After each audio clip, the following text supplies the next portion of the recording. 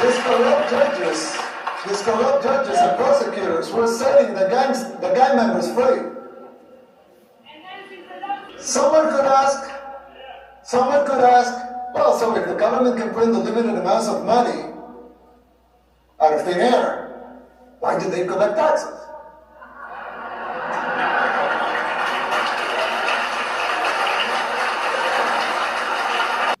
YouTube family, this is Nayib Bukele, the president of El Salvador.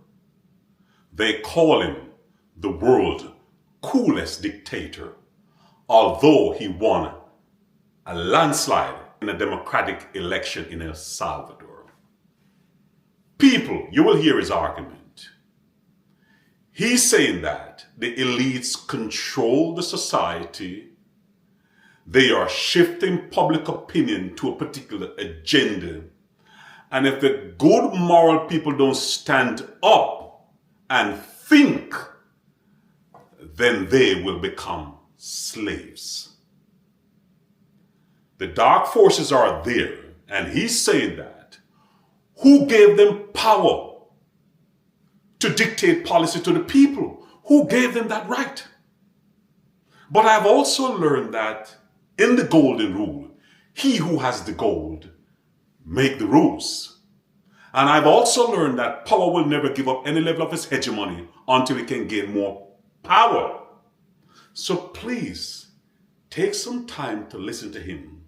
Because if we don't change the way we think and open up our eyes and start to realize that the money they give us is fiat money, is an illusion to extract our power, we will become permanent slaves. As Rasul says, if you can make people believe in absurdities, you can also make them to commit atrocities. Listen and pay attention. The next president of the United States must not only win an election, he must have the vision, the will, and the courage to do whatever it takes. And above all, he must be able to identify the underlying forces that will conspire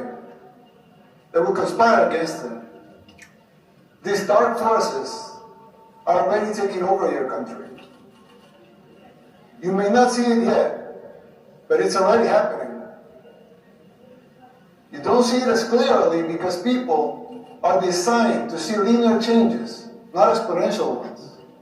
We don't always recognize how fast a problem can multiply and spiral out of control. The problem is much like the metaphor of the boiling frog. Once the water boils, it's already too late. People fail to see these things. It's our nature. Just like the frog, people become complacent and they don't realize how bad things are getting until it's too late. Well, I know, of course, El Salvador is a lot smaller country.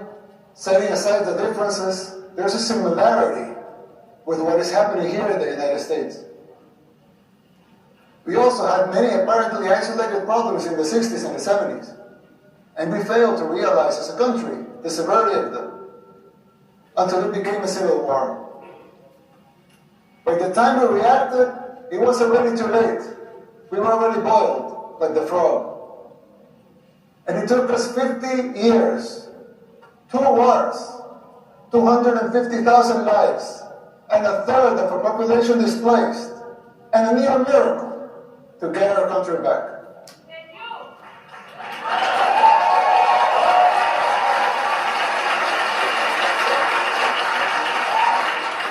As your friend, I want to issue this warning so you don't make the same mistakes we did in the 60s and the 70s. It is not easy to pull yourself back once you're in boiling water. In fact, all the experts said it was impossible. And besides, you don't want to wait 50 years and maybe hope for a miracle to get out of hell. You can still jump before the water boils. Some might say I'm exaggerating, but we can clearly see the signs of a declining society because our own hit rock bottom decades ago. It's like when we see someone getting sick. First, it's maybe just stomachache, or a headache, or a small fever. But if you don't deal with the disease, it will only get worse. And then it may be too late. Even after our first war in El Salvador, we failed again to look into the signs of the second civil war that was coming, the gang war. After 1 million people fled the first war, a lot of them came to live in ghettos here in the United States, where the gangs were formed. When former President Clinton deported a lot of those gang members without telling us they were gang members, they were criminals. They roamed free and recruited young people, thousands of young Salvadorans, to join the gangs. At first, they seemed like petty criminals, but they began to change and transform until they became the unscrupulous terrorists that we know today. Most of them even perform satanic rituals, and this has been well documented. The government back then didn't deal with the disease. Jamaican people. The same thing El Salvador been through with the gangs and the thugs and the criminals who are performing satanic ritual by drinking animal blood and also going to Obiaman. But think about the amount of youths are being disappeared every year in Jamaica. Do you think that's a coincidence? Jamaican people wanna love to party, wanna love to eat, wanna love the pasa, wanna love the bull SHIT, and don't realize that the country is literally falling apart.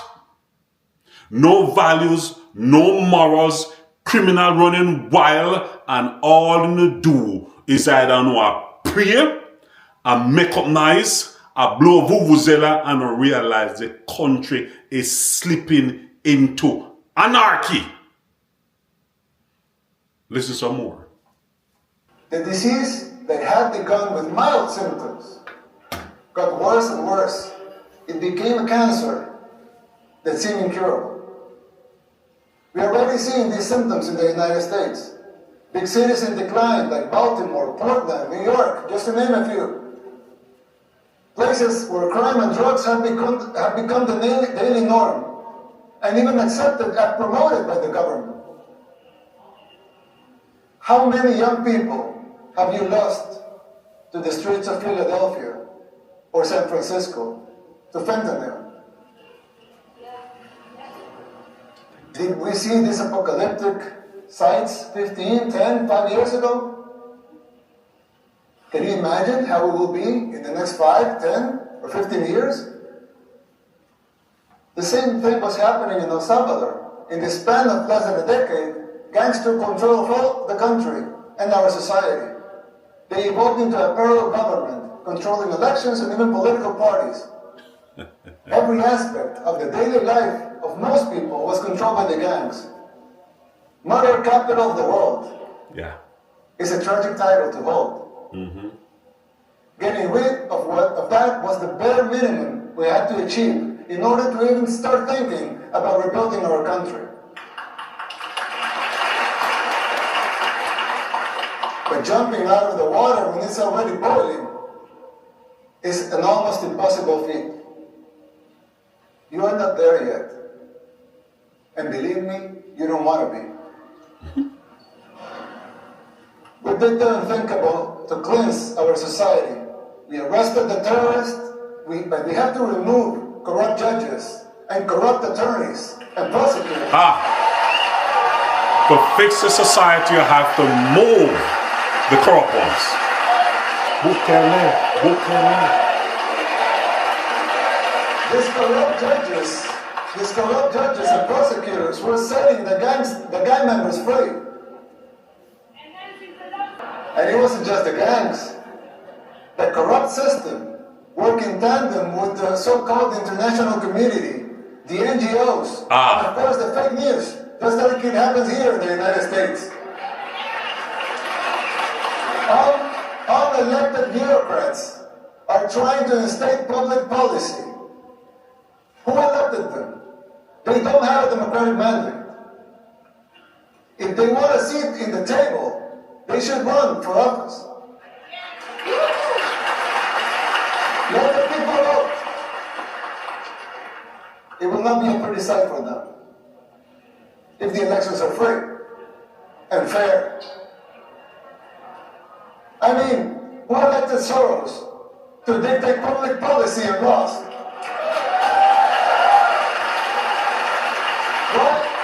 Why does he feel entitled to impose his agenda? Let me tell you something. Soros and his cronies hit a brick wall in El Salvador.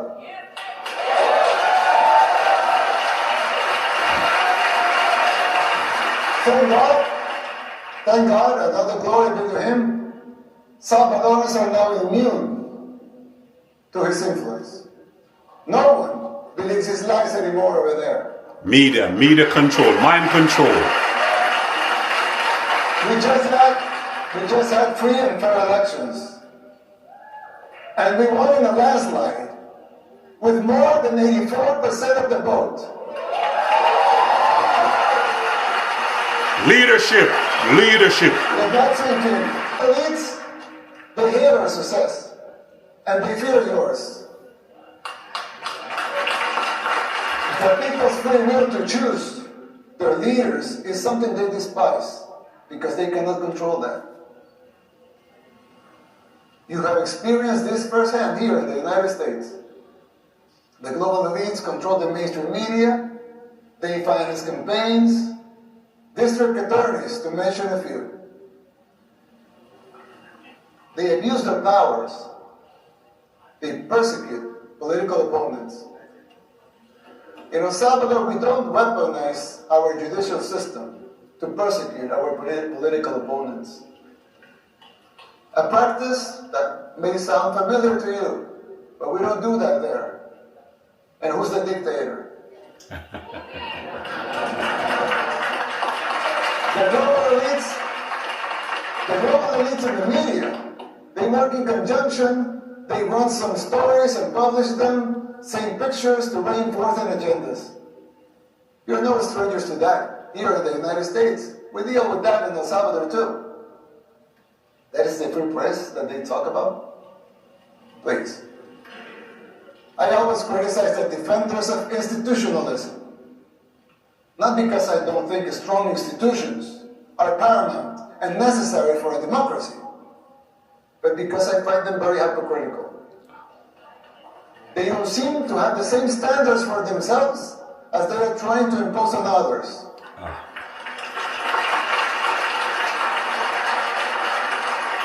But there's yet another component that is more dangerous than a simple double standard.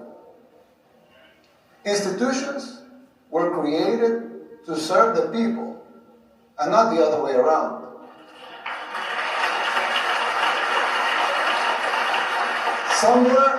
Somewhere along the way, those people forgot their fundamental purpose, which is more important than the institution itself. When the judicial system was created, it was created out of the necessity to bring justice. But now, it seems like survival and control of the judges, of the AGs, among others, are paramount. And the need to bring justice is merely a little more than an afterthought. Another example, the police was created to bring law and order. Let them seek law and order then. But now some of them are even afraid to do their job because they fear the consequences for doing it. Indicom ring a bell? They should be encouraged to fulfill their foundational roles without fear of repercussions that distract them from their missions. A democracy needs a free press. But to enjoy that membership, you must adhere to your duty as a reporter. Report the facts. Don't be a puppet of those who finance you. Corporate media, CNN, NBC, BBC, CBC, all of them are corporate media. Will always be protected. We believe in free speech. Everyone over here believes in free speech. Your free Free speech will always be protected, but don't call yourself a journalist if you're just an activist.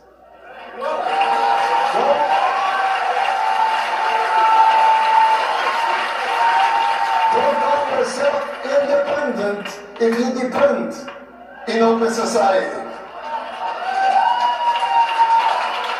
Someone's NGO, folks.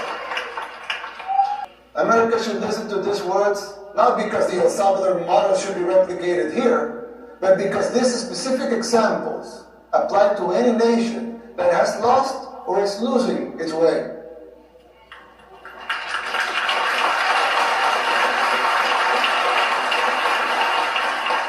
Ask yourself why this is happening, who is supporting it, and whether it's by ignorance or by choice. And fight it. Fight it with all your heart and soul. And be the beacon of hope.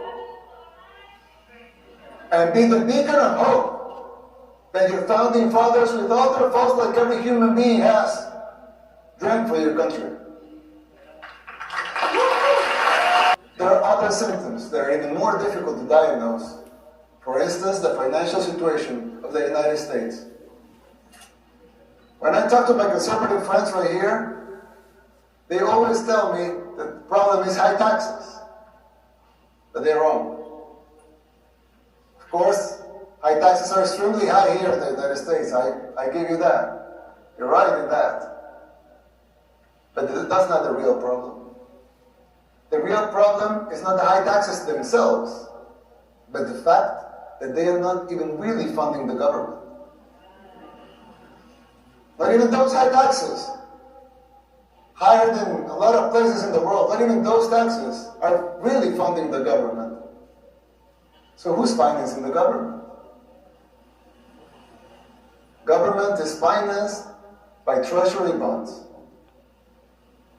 paper. And who buys the treasury bonds? Mostly the Fed. And how does the Fed buy them? By printing money. But what backing does the Fed have for that money being printed? The treasury bonds themselves. So basically, you finance the government by printing money out of thin air. Someone could ask, well, so if the government can print unlimited amounts of money out of thin air, why do they collect taxes?